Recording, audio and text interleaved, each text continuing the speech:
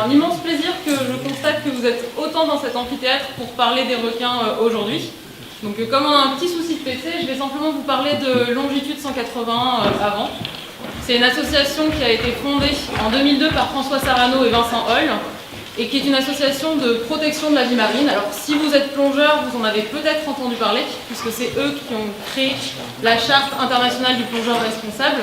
Et cette charte internationale, c'est quoi? En fait, c'est simplement les basiques de respect de la biodiversité quand on part en voyage ou même quand on est chez nous, puisque ça va être par exemple ne pas pomper 15 000 litres d'eau quand on se douche. Longitude 181, c'est aussi une association qui a permis la protection des requins en Polynésie française en 2007. C'est une association qui a permis le renouvellement du moratoire sur les mérous en Méditerranée, qui depuis 2013 se bat et cherche à trouver une situation de cohabitation apaisée à La Réunion, entre les habitants de l'île de La Réunion et les requins. Et c'est surtout depuis 2014 le programme requin, notamment le programme Expédition Grand Requin Blanc et le programme Requin et Raies de Méditerranée, dont je suis responsable et dont je viens vous parler aujourd'hui. Donc, je vais vous parler des requins, de la diversité des requins, des menaces qui pèsent sur eux en Méditerranée et dans le monde. Et j'espère qu'à la fin de cette conférence, vous serez au moins aussi passionnés que moi sur ces animaux qui sont absolument fabuleux, fantastiques et qui méritent largement d'être protégés. Merci.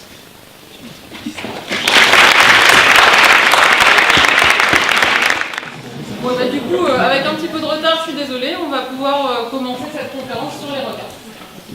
Donc, comme je vous ai dit il y a à peu près 5 minutes, je vais vous parler des requins, de leur diversité. Donc, dans une première partie, je vais essayer de vous faire comprendre qui sont les requins au-delà du mythe, au-delà de tout ce qu'on a pu penser d'eux jusqu'à aujourd'hui. Ensuite, j'entamerai avec les dangers qui pèsent sur les requins dans le monde, puis en Méditerranée. Et je terminerai avec le programme de Longitude, le programme Requins et Raies de Méditerranée. Alors, sans plus attendre, je sais pas vous, mais moi, quand j'étais petite, quand on parlait des requins, c'était des grands animaux avec des grandes bouches pleines de dents et qui étaient très dangereux. Et en final, c'est comme ça que les anciens les ont dépeints aussi. Donc, on peut retrouver de nombreuses illustrations, notamment celle de John Singleton Copley. Et c'est ce qui a fondé cette peur des requins. Mais en fait, c'est en 1975 que Steven Spielberg a déclenché cette course à l'armement anti-requin avec son film Les Dents de la Mer, puisque avant le film, en Californie, les gens se baignaient, il n'y avait pas de soucis, ils n'avaient pas forcément peur des requins, en fait, ils ne savaient même pas qu'ils étaient là. Et après le film, ça a été une véritable psychose, où il n'y avait plus personne sur les plages en Californie, et le moindre aileron qui venait fendre la surface était forcément un requin, c'était forcément un danger. En fait, un aileron qui fend la surface de l'eau, ça peut être des ailes de raie, ça peut être une nageoire de dauphin, une dorsale de dauphin ou une nageoire. Mais ça peut aussi être un marlin, et ça peut être un requin, mais c'est pas parce qu'il y a un requin qu'il y a un danger. Donc si les requins ne sont pas des mangeurs d'hommes, qui sont-ils? On en entend beaucoup parler aussi comme des fossiles vivants. On nous dit que les requins n'ont absolument pas évolué, que ce sont des animaux qui ont traversé les âges. Alors c'est pas vrai. Les requins, ils sont apparus à l'Ordovicien. Les premiers, c'était les cladocélaches. C'était des petits requins d'environ 1 mètre qui étaient prédatés par les placodermes. Et en fait, à l'extinction des placodermes, les requins ont pu connaître leur âge d'or au Carbonifère, avec notamment Stetacanthus, donc c'est le deuxième requin à gauche. Et il y a encore de nombreux mystères qui pèsent sur ces requins, puisque l'espèce de nageoire dorsale qu'il a, on ne sait toujours pas tellement à quoi ça sert. Il y a une nouvelle crise d'extinction et l'apparition du mégalodon.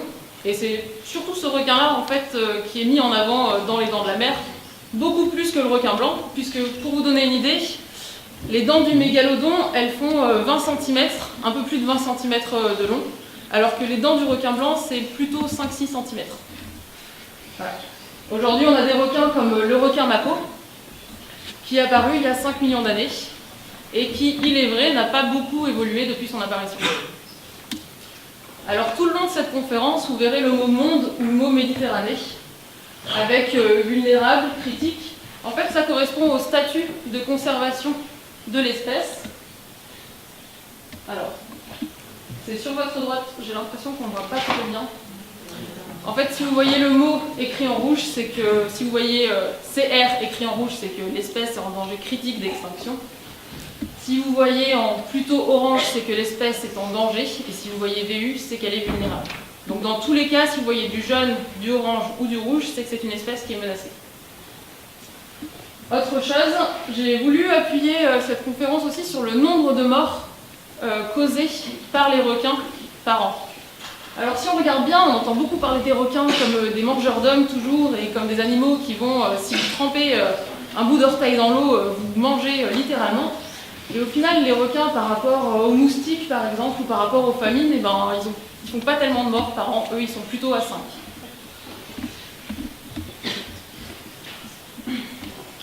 Je reviens juste un tout petit peu sur le requin mako. Si vous voulez, pendant cette conférence, deviner le mode de vie du requin dont je suis en train de parler, il y a 2 éléments qui sont assez simples. Ce n'est pas des vérités générales, mais c'est assez pertinent pour essayer de deviner leur mode de vie. C'est au niveau de la nageoire dorsale.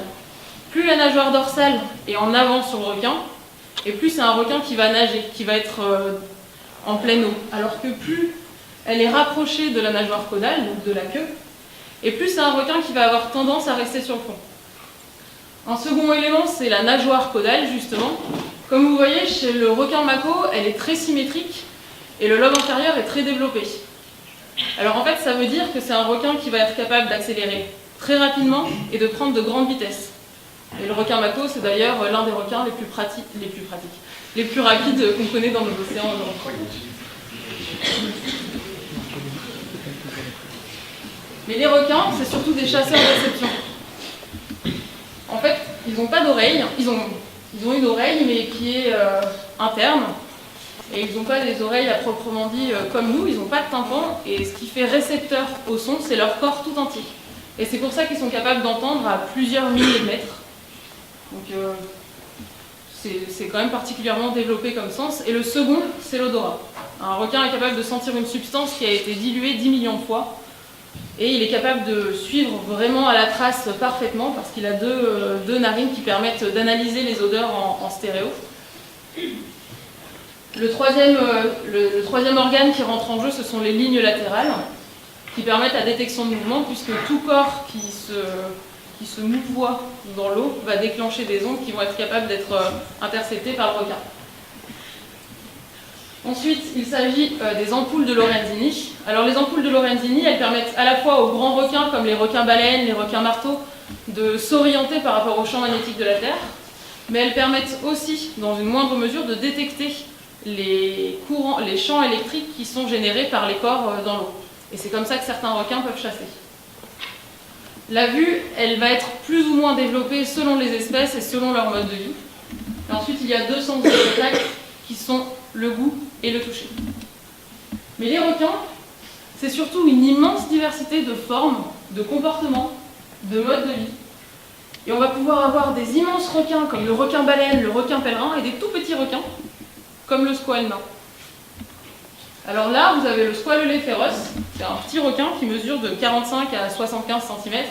Et lui, en fait, ce qu'il va faire, c'est qu'il a une bouche avec des lèvres et un pharynx qui sont très musclés. Il va faire ventouse sur les autres animaux marins et il va en fait récupérer des rondelles de chair sur ces animaux. Et puis il va repartir et puis trouver un nouvel animal à parasiter. Donc c'est pas du tout un grand requin prédateur comme on peut se les imaginer, c'est un parasite. Ensuite, il y a un autre requin qui a un physique vraiment pas avantageux. C'est le requin lutin. Alors vous avez peut-être vu des photos dans des magazines et vous avez pris peur, non, parce qu'il est quand même pas tellement engageant. C'est un requin qui mesure 2 à 3 mètres et qui vit dans les abysses, jusqu'à 1200 mètres de profondeur. Un dernier requin sur lequel j'attire votre attention, c'est la grande roussette, que vous voyez si vous mangez du poisson, puisqu'elle est sur les étals des poissonniers comme saumonette. Et elle, on pourrait la croiser sur nos côtes, on a pu la croiser aujourd'hui. Aujourd'hui, malheureusement, elle est quasiment menacée, ça veut dire qu'elle est bientôt menacée. Et elle continue de disparaître de nos côtes, et donc on a de moins en moins de chances de la croiser.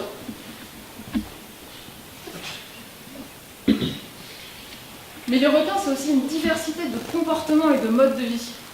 Alors le premier requin, celui qui est très très beau en haut à gauche, c'est le requin chabot-bambou, et c'est l'une des premières espèces qui a été étudiée et sur laquelle il a été prouvé que les requins sont non seulement intelligents, mais capables de retenir des informations pendant très longtemps et de déjouer des pièges auxquels les hommes auraient pu être attrapés. Bon, je ne vous parle pas de nous, nous on aurait pu s'en souvenir, mais des petits humains auraient pu se faire avoir. Un second requin, c'est le requin-tigre. Vous avez aussi sûrement entendu parler, notamment pour les problèmes qu'il peut causer à La Réunion. Alors d'ailleurs, à La Réunion, ils ont analysé les contenus stomacaux de ces requins et ils ont trouvé finalement que ce requin, qui a aussi comme surnom le requin poubelle, portait très très bien son surnom, puisque quand il y a des rituels sur l'île, parfois il y a des poulets dans des sacs plastiques qui sont rejetés à la mer, et dans l'analyse des contenus stomacaux, ils ont retrouvé ces sacs plastiques avec le poulet à l'intérieur dans le requin. Et d'ailleurs, quelque chose qui est assez rigolo à savoir, c'est qu'il y a un requin comme ça qui a été pêché à Hawaï, et quand ils ont analysé son contenu stomacal, le requin avait avalé des plaques minéralogiques, donc c'est les plaques à l'arrière des voitures qui venaient de Californie. Voilà, donc il mange à peu près tout ce qui se passe, et c'est un requin qui fréquente plutôt les eaux turbides, les eaux brassées, et il est assez crépusculaire. Ensuite, il y a le requin bulldog. Alors lui, il possède une capacité, il n'y a aucun autre requin qui est capable de faire ça. Il vit aussi bien dans les eaux salées, en plein océan, que dans les rivières. Et c'est comme ça qu'il a réussi à remonter des fleuves au Pérou, où on l'a retrouvé à 3700 km des côtes.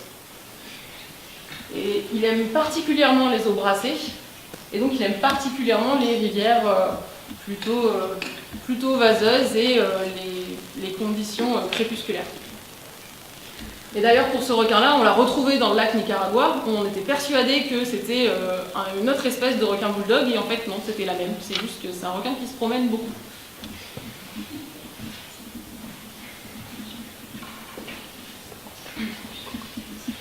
Et les requins, c'est aussi une diversité des modes de reproduction. Vous avez des requins ovipares, ovovivipares et vivipares.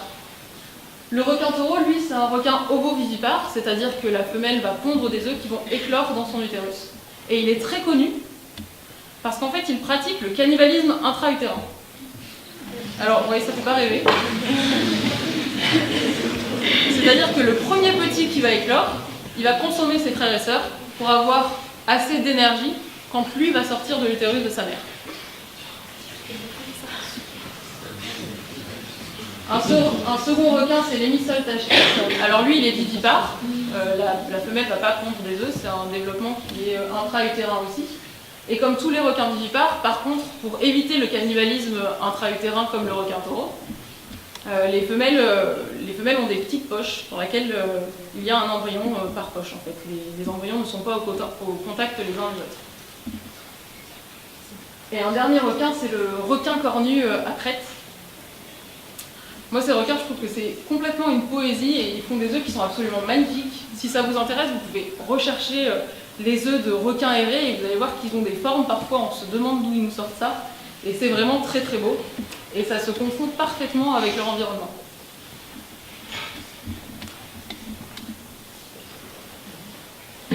Et avant d'embrayer sur ma seconde partie, je voudrais vous parler de la diversité indispensable que constituent les requins, à la fois pour les écosystèmes marins, mais aussi les écosystèmes terrestres. Alors, ce schéma, il a l'air un petit peu compliqué à comprendre. En fait, pas du tout. C'est simplement que dans les zones où il y a des requins, la régulation est une régulation qu'on appelle top-down, c'est-à-dire que c'est l'animal tout en haut de la chaîne alimentaire qui va réguler les espèces qui se trouvent en dessous de lui. Et en l'absence de requins, si on descend tout en bas, il y a une disparition des unicellulaires, et ces unicellulaires permettent le recyclage du CO2 et la production d'oxygène. Parce que le poumon de la Terre, c'est l'océan. Et finalement, un schéma comme ça nous montre bien que s'il n'y a plus de requins, il n'y a plus de recyclage du CO2, il n'y a plus de fourniture d'oxygène, et du coup, nous, on s'en sort pas très bien. Et c'est notamment ce qui se passe à Washington en ce moment, où il y a des gros blooms de cyanobactéries, et où c'est directement lié en fait aux disparitions de requins dans ces zones qui ont été fortement surpêchés. Un exemple au niveau de la barrière de corail en Australie, il y a deux zones. Une zone qui a été relativement protégée, une zone où il n'y a pas eu de protection, où les requins ont été pêchés, et en fait cette zone aujourd'hui c'est une zone morte, parce que les requins, c'était finalement un bon compromis. Ils ont permis de réguler les grands carnivores, qui eux-mêmes régulaient les grands herbivores, mais en l'absence de requins, finalement ces poissons-là ont consommé tous les grands herbivores, et les grands herbivores consommaient les algues qui se trouvaient sur les coraux. Donc les coraux affrontent déjà les aléas climatiques, le blanchiment, et en fait sans l'aide de ces herbivores-là, eh ben, ils sont morts. Et du coup aujourd'hui c'est une zone morte.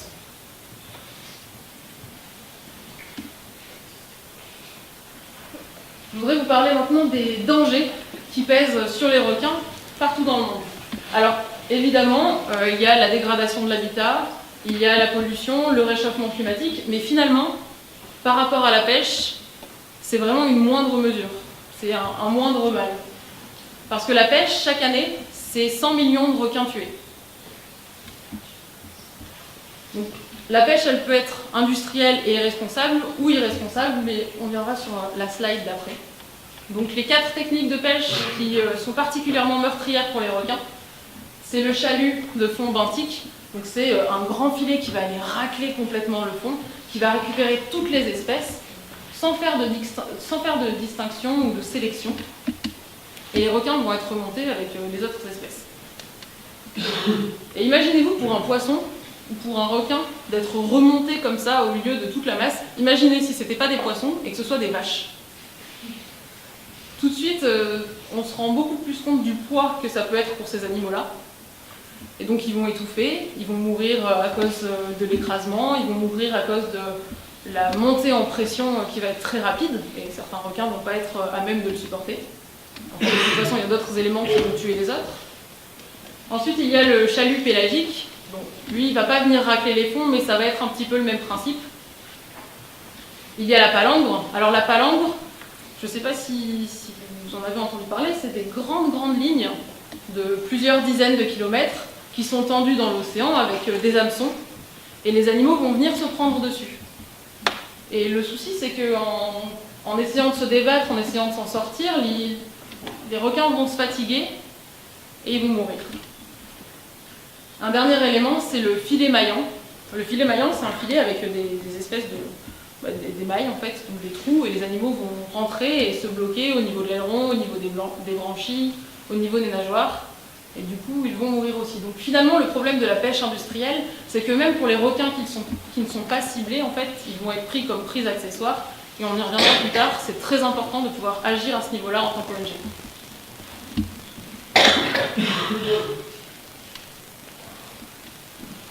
L'une des principales causes encore, c'est les pratiques de pêche irresponsables. C'est-à-dire que c'est pas parce qu'on n'est pas une pêche industrielle qu'on est forcément responsable. Alors vous avez des gens en Bretagne, mais partout ailleurs, hein, mais je leur fais de la pub, donc allons-y. Des gens en Bretagne qui pêchent des requins et qui sont contents parce qu'ils pêchent des requins de 2 mètres ou de 1,50 m, et c'est un énorme animal. Mais en fait, un requin d'1,50 m ou de 2 mètres, c'est un bébé. C'est un requin qui ne pourra jamais se reproduire et qui ne pourra jamais assurer son rôle. Et un autre exemple, c'est le shark finning. C'est une pratique qui est particulièrement barbare et qui a pour rôle d'aller alimenter la soupe d'aileron, notamment la soupe d'aileron en Chine.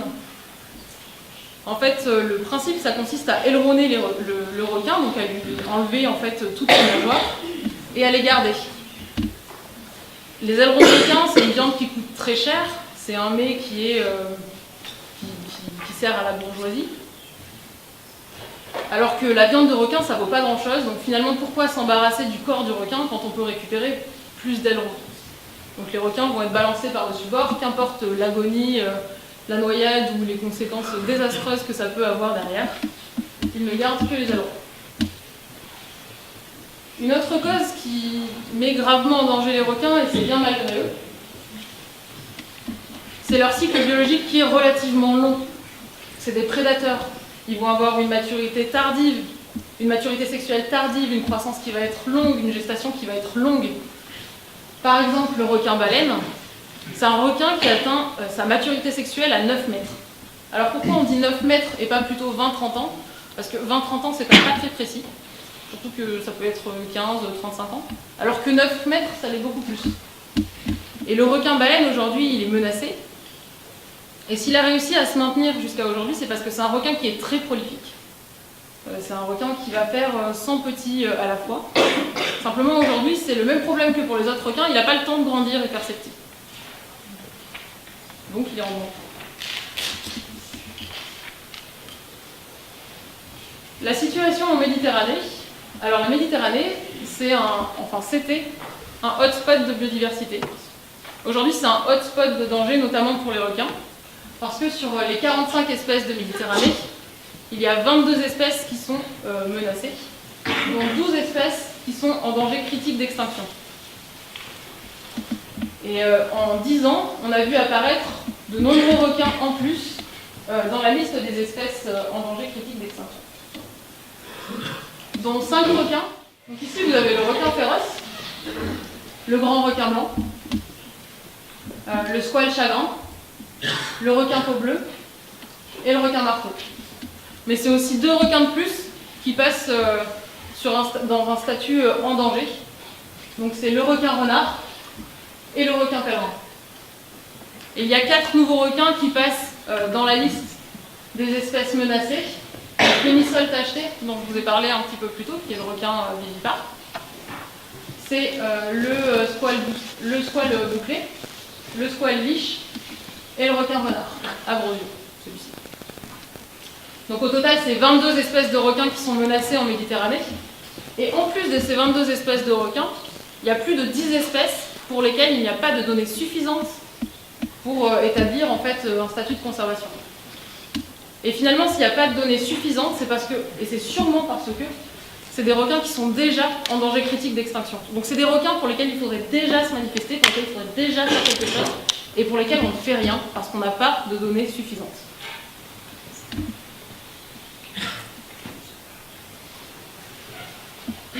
Cependant, tout n'est pas noir, heureusement, parce qu'il y a des gens qui font énormément d'efforts, il y a des ONG qui se manifestent, il y a des ONG qui se bougent, il y a des chercheurs qui se bougent aussi, il y a des gens qui se bougent, et du coup, il y a des requins qui peuvent être protégés en Méditerranée et ailleurs dans le monde d'ailleurs. Donc en 2016, les requins renards et les requins marteaux sont à l'annexe 1 de la Convention sur les espèces migratrices. Ça veut dire que pour ces requins, il va falloir surveiller les stocks, il va falloir faire attention aux stocks, et ces requins n'ont pas le droit d'être pêchés. Il y a un quota 0 qui est installé pour ces requins. Donc si jamais ils arrivent sur les bateaux, ils doivent directement être mis à l'eau et signalés.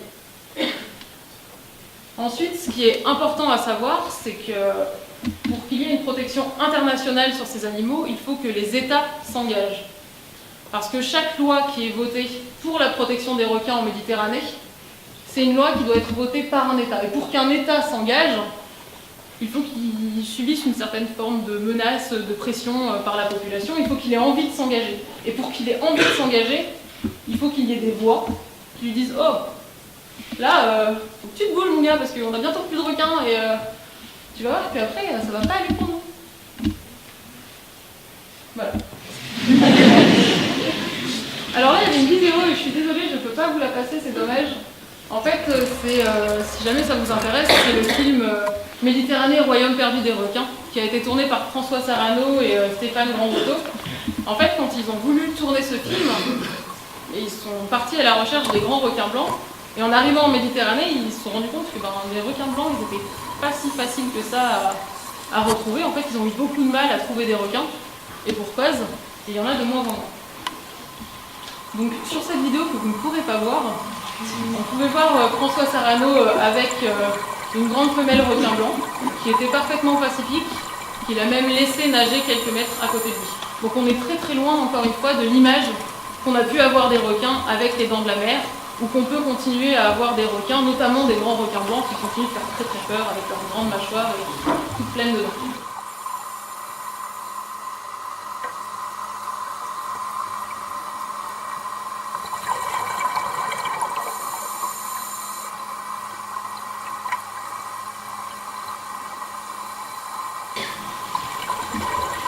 Et le programme requin de Méditerranée, c'est un programme avec une dimension scientifique, notamment avec les travaux de Hamza Mendil, qui a présenté ses travaux à un colloque international en 2017 à Amsterdam. En fait, ces travaux sont surtout ciblés sur une espèce qui est le requin peau bleue. même s'il travaille sur tous les requins, c'est surtout le requin peau bleue. Et ces analyses sont basées sur la coopération et la sensibilisation des pêcheurs. On ne peut pas travailler tout seul de toute façon, surtout sur des sujets comme ça.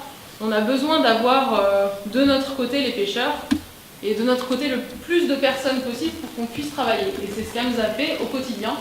Et pour l'instant, il continue ses repérages en Méditerranée. Donc le requin peau bleue,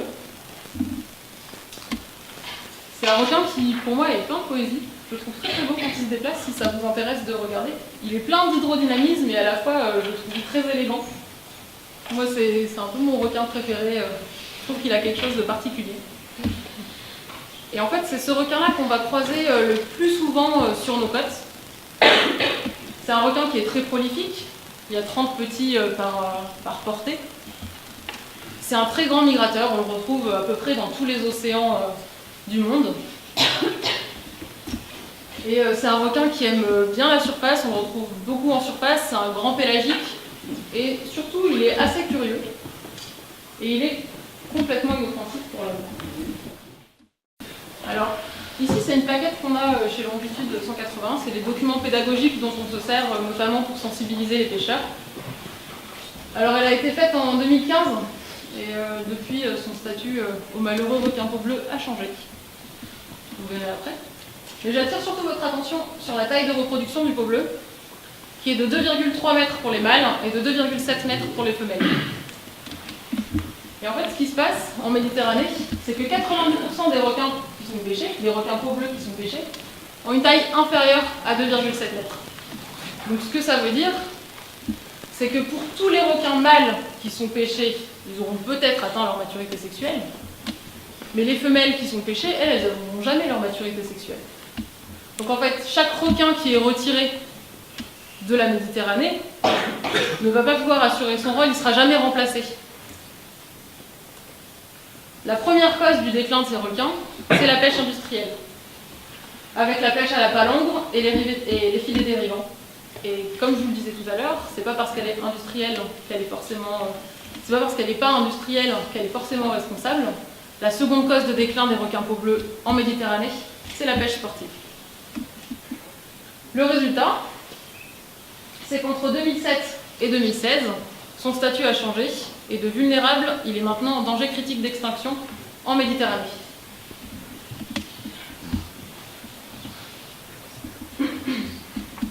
Mais grâce aux travaux d'AMSA, il semblerait qu'on ait trouvé une zone de reproduction pour les requins peau bleue. Alors, sur les images que vous voyez, ça ne se voit pas du tout, c'est des petits triangles.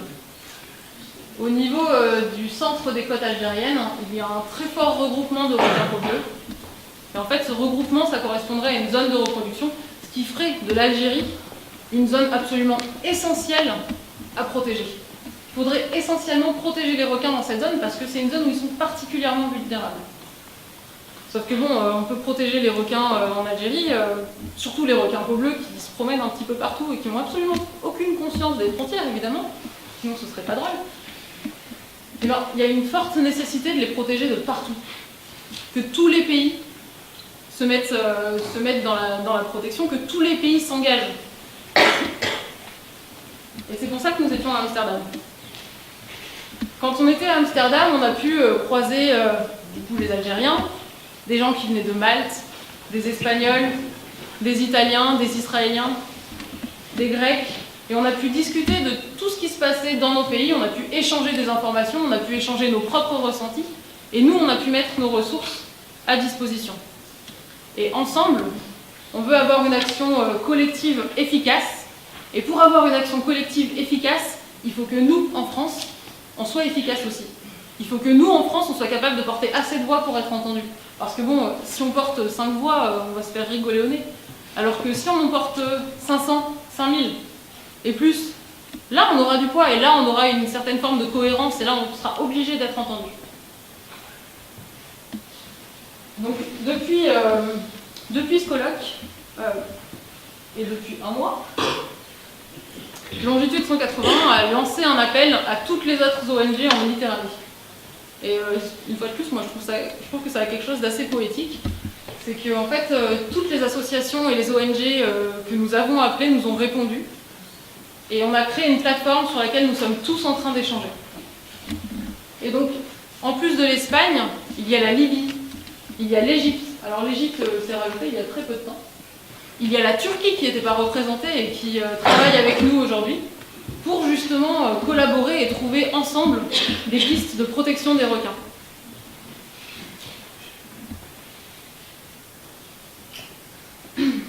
À tel point que donc, depuis le colloque, on a pu traduire donc, ces plaquettes informatives et le poster que vous avez vu un petit peu plus loin. Je ne sais pas si vous avez fait attention, parce que c'est notre poster.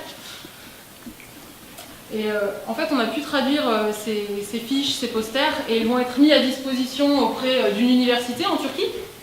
C'est une université de pêche et d'environnement marin qui vont mettre à disposition nos plaquettes au niveau de leurs étudiants, mais aussi au niveau des pêcheurs et des collectivités locales.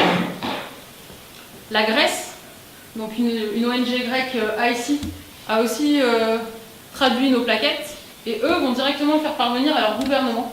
Et c'est leur gouvernement qui va pouvoir analyser nos plaquettes et qui va pouvoir s'en servir pour sensibiliser les pêcheurs, pour faire de la prévention au niveau des pêcheurs, mais pas seulement la pêche industrielle, mais aussi la pêche sportive et de loisirs.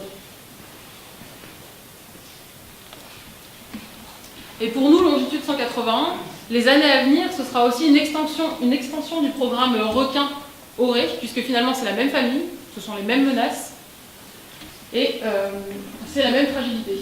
Alors j'attire votre attention sur cette photo, où en 2016, il y a un chasseur sous-marin qui a tiré 7 raies papillons. Alors c'était une raie qui faisait 72 kg, et plutôt que de se dire « mon Dieu, elle est magnifique », parce que la raie c'est quand même un peu l'incarnation de la classe sous-marine, et ben lui, il y a tiré dedans, et quand il l'a ramené sur le port, les gens se sont dit, mais il est malade, il a tiré une raie de 72 kg, ça va pas du tout. Et donc ils lui ont dit, mais pourquoi est-ce que tu as tiré dans cette raie? C'est un reproducteur en plus, elle est assez grande pour être un reproducteur, donc c'est n'importe quoi. Et la seule réponse qu'il a donnée, c'est je sais pas. Je savais pas. Donc pour nous, c'est pas une réponse. Nous, on ne peut pas entendre des réponses comme ça, c'est absolument pas possible. Donc c'est pour ça qu'on travaille aujourd'hui pour que nos plaquettes, on puisse les fournir aux fédérations d'apnée, aux fédérations de plongée, qu'on puisse les fournir aux pêcheurs pour que ce genre de réponse, elle ne puisse pas sortir. Et que si ce genre de réponse sort, on ne lui dise pas la même chose que ce qu'on a dû lui dire à ce moment-là. Et comme les requins, les raies peuvent être prises dans les filets, notamment les filets dérivants.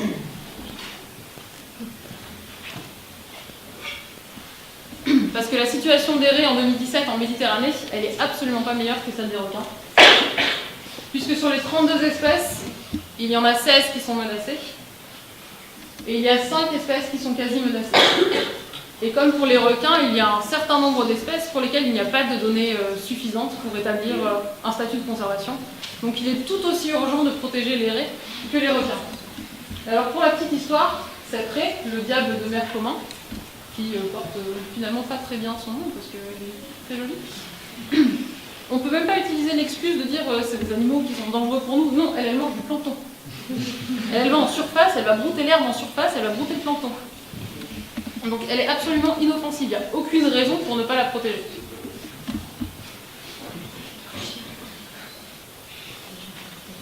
Et vous, quels sont vos objectifs? Parce que nous, en tant qu'ONG, on se bat tous les jours, on essaye de motiver les gens, on se dit il y a le collapse des océans, donc l'effondrement des océans qui arrive en 2050 selon les statistiques établies par les chercheurs. L'effondrement des océans, c'est 90% de perte des populations marines. C'est-à-dire que c'est un point de non-retour où les océans seront définitivement des zones mortes. Mais c'est en 2050, mais je ne sais pas si vous en avez entendu parler. Il y a moins d'un mois, il y a eu la question de la pêche électrique au Parlement européen. Et si la pêche électrique était passée, 2050, ça aurait été quoi? Ça aurait été 2040 ou 2030? Donc finalement, si nous, on fait rien, si nous, on n'essaye pas de s'activer, eh ben, 2050, ça va de nouveau se transformer en 2040. Alors que si on a des voix qui s'ajoutent à la nôtre, si on a des gens qui s'engagent, parce qu'il faut s'engager, et si c'est pas avec Longitude 180, on s'en fiche. Mais engagez-vous, parce que ensemble, 2050, ça peut devenir 2060, ça peut devenir 2070, 2080, et on peut ne plus entendre parler de l'effondrement des océans. Donc pour cette année 2018, nous ce qu'on cherche chez Longitude 180 et avec les autres associations, avec les ONG, c'est avant tout à sensibiliser les gens et à leur montrer que une voix c'est pas rien et savoir ce qui se passe c'est pas rien non plus et que quand on sait et que quand on ajoute sa voix à celle des ONG, on a un vrai poids et on est vraiment capable de changer les choses et c'est pas juste une utopie. Sinon on n'aurait pas eu autant de victoires avec Longitude 180 sur les différentes actions qu'on a pu mener. Je vous remercie de m'avoir écouté.